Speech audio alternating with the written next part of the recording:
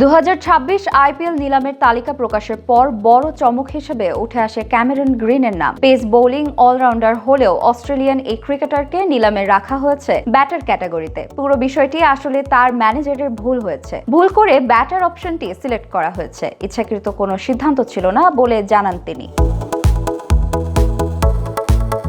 অ্যাডিলেডে এই প্রসঙ্গে গ্রিন বলেন, আমি বোলিং করতে প্রস্তুত। আমার ম্যানেজার হয়তো এটা শুনতে চাইবেন না, কিন্তু তার পক্ষ থেকে একটা ভুল হয়েছে। তিনি ইচ্ছা করে ব্যাটসম্যান লেখেননি। আমার মনে হয় তিনি ভুল করে অন্য ঘরটি বেছে নিয়েছিলেন। পুরো ঘটনাটা মজার হলেও আসলে এটা তার দিক থেকে ভুল ছিল। নিলাম প্রসঙ্গে গ্রিন জানান, অন্যান্য ক্রিকেটারদের সঙ্গে বসে নিলাম দেখার পরিকল্পনা রয়েছে তার। কোন দলে যাবেন, কার সঙ্গে খেলবেন, এই অনিশ্চয়তায় নিলামকে আরো রোমাঞ্চকর করে তোলে বলে মনে করেন তিনি। নিলাম দেখতে সবসময় মজা লাগে। কোথায় যাবেন, কারা দলে থাকবে, সব মিলিয়ে এটা এক ধরনের লটারির মতো।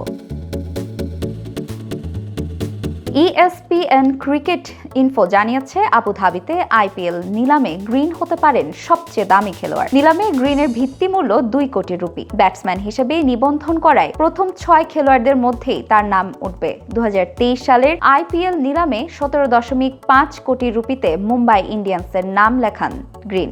মুম্বাইয়ের হয়ে তিনি 452 রান করেন। এর মধ্যে ছিল 47 বলে অপরাজিত একটা সেঞ্চুরিও।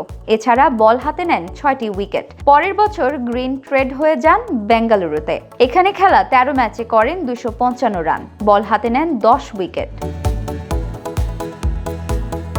তবে অলরাউন্ডার হিসেবে নয়, শুধুই ব্যাটার হিসেবে ডাক পড়লে দলগুলো তার জন্য কতটা আগ্রহ দেখাবে সেটা নিয়ে তৈরি হয়েছে প্রশ্ন।